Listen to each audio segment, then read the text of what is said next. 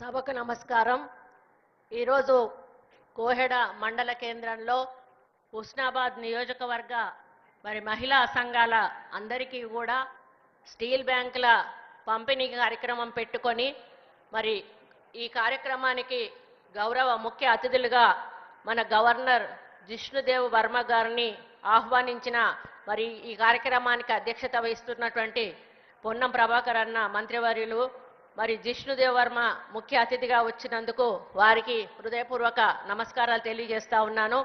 అదేవిధంగా హైమావతి సిద్దిపేట కలెక్టర్ గారు, దానకిషోర్ సెక్రటరీ గారు, దివ్యా దేవరాజన్ సిఇఓ సెర్ప్ గారు, అదేవిధంగా Srijana director PR and RD, Pamela Satpathy Karimnagar collector గారు, స్నేహ శబరి హన్మకొండ కలెక్టర్ గారు, గరిమా అగర్వాల్ అడిషనల్ కలెక్టర్ సిద్దిపేట్, అబ్దుల్ హమీద్ గారు additional collector revenue Siddipet, Bakki Venkataiah SC ST chairman గారు, ఇంకా వేదిక మీద కూర్చున్నటువంటి పెద్దలకు ముఖ్యులకు, అదేవిధంగా ఈ కార్యక్రమానికి విచ్చేసినటువంటి మహిళా సంఘాలకు, ముఖ్య నాయకులకు, కార్యకర్తలకు, అభిమానులకు మరియు పత్రికా మిత్రులందరికీ కూడా నా యొక్క హృదయపూర్వక నమస్కారం.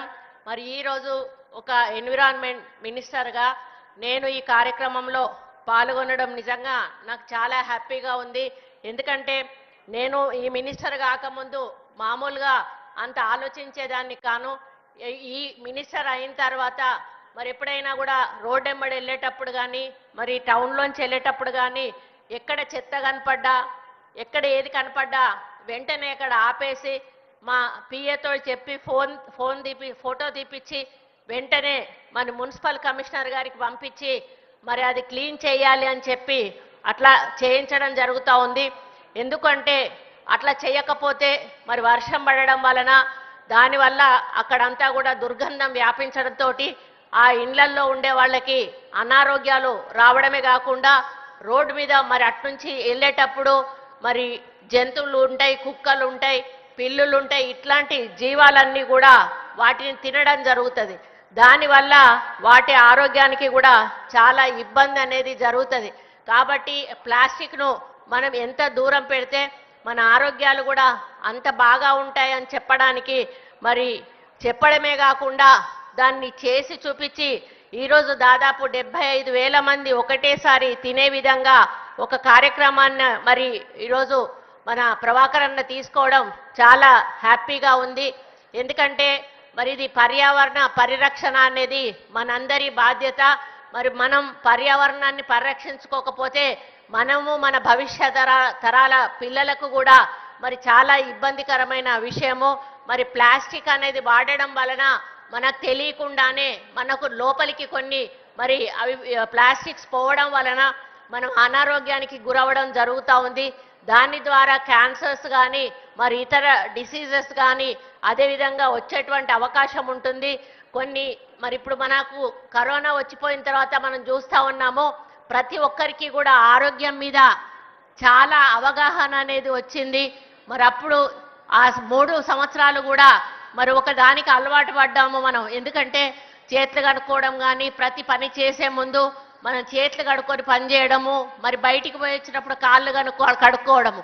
అంటే పూర్వకాలంలో గ్రామీణ ప్రాంతాల్లో మీ అందరికీ గుర్తే ఉంటుంది, మీ అమ్మమ్మల ఇళ్ళకు మీరు వెళ్ళినప్పుడు ఉదయం 4 గంటలకే వాళ్ళు కల్లాపి చల్లి ముగ్గులు పెట్టి గడపలు పసుపుతో బూదిచ్చి ఇంట్లో కూడా పేడతో అలికి ముగ్గులు పెట్టేవాళ్ళు.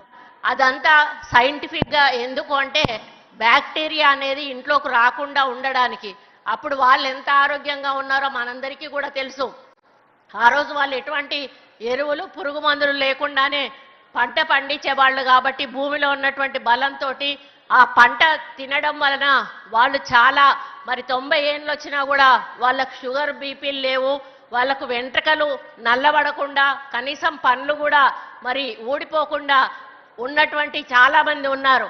కానీ మనం ఇప్పుడు ఉన్నటువంటి వాళ్ళందరం కూడా ఎట్లా అంటే నేను కంపారిజన్ కొంతమంది చేస్తారు, బ్రాయిలర్ కోళ్లను ఊరు కోళ్లను మనం కంపేర్ చేసినట్టయితే ఊర్లో పెంచే కోళ్ళను ఏం చేస్తాం, మనం వదిలేస్తే అది బయట తిరుక్కుంటూ తింటుంది, అంటే దానికి యాక్టివ్గా ఉంటుంది.